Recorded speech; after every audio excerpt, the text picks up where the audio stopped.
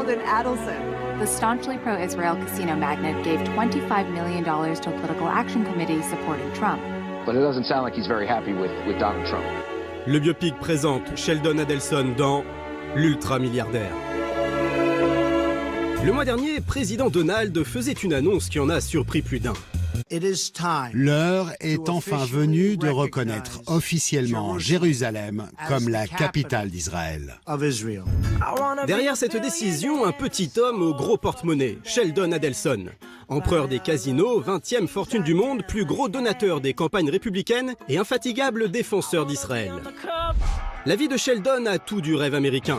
Fils d'immigrés lituaniens, le futur milliardaire grandit loin du confort dans lequel il vit aujourd'hui. Voici un gamin né dans la pauvreté. C'est moi. Nous étions 4 enfants en plus de mes parents. Il n'y avait qu'un lit et notre pièce faisait à peine cette taille-là. Le garçon veut se sortir de la misère. Il commence à travailler à 12 ans et s'essaie à des dizaines de business différents. Vendeur de journaux, de distributeurs, fabricant de dégivrants pour pare-brise ou d'emballage de savon d'hôtel, c'est avec la création d'un salon professionnel spécialisé dans l'informatique que Sheldon fait fortune.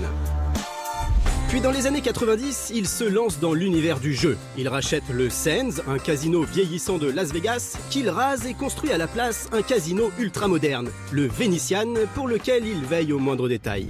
Les colonnes sont mal faites. Alors maintenant, vous allez me refaire ça. Je ne ferai aucune concession. La folie des grandeurs de Sheldon ne s'arrête pas là.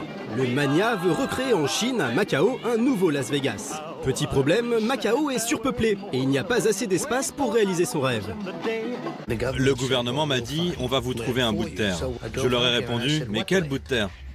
Et ils m'ont dit « il faudra l'aménager. Pour l'instant, c'est un terrain sous l'eau ». Sheldon doit donc construire une terre nouvelle entre deux îles pour y mettre ses tripots de luxe. Il y bâtit un nouveau Venetian, le plus grand casino du monde, et d'autres méga-structures comme le Parisian, inaugurées en grande pompe par des stars interplanétaires.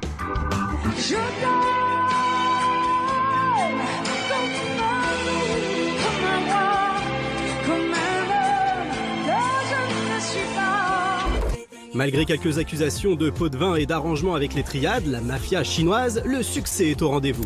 Sheldon est alors la 10e fortune du monde. Logique, il est très bon en maths. Il y a 7 milliards de personnes sur Terre.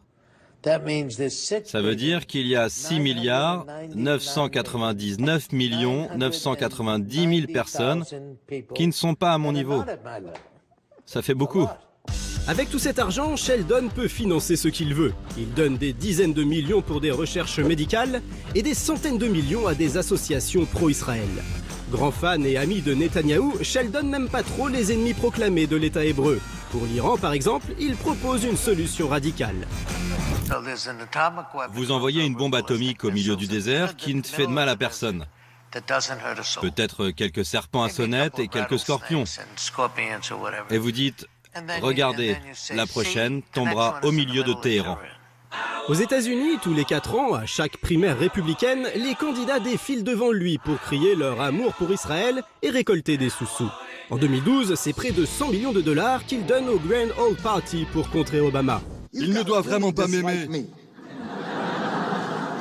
pour dépenser autant d'argent.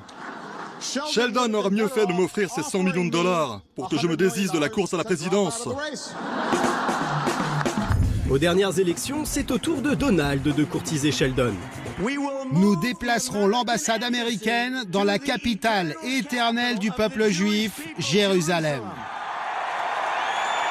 Un temps hésitant, Sheldon accepte de verser 20 millions de dollars pour le soutenir et 5 autres millions pour sa cérémonie d'investiture. Mais une année passe et Donald n'a toujours pas déplacé l'ambassade. Sheldon s'agace et laisse entendre qu'il pourrait couper les vivres au Parti républicain. Donald reçoit le message. Pas question de se fâcher avec son porte-monnaie à quelques mois des élections de mi-mandat. Selon les sondages, les républicains sont loin derrière les démocrates. Mais avec quelques millions de dollars, tout reste possible.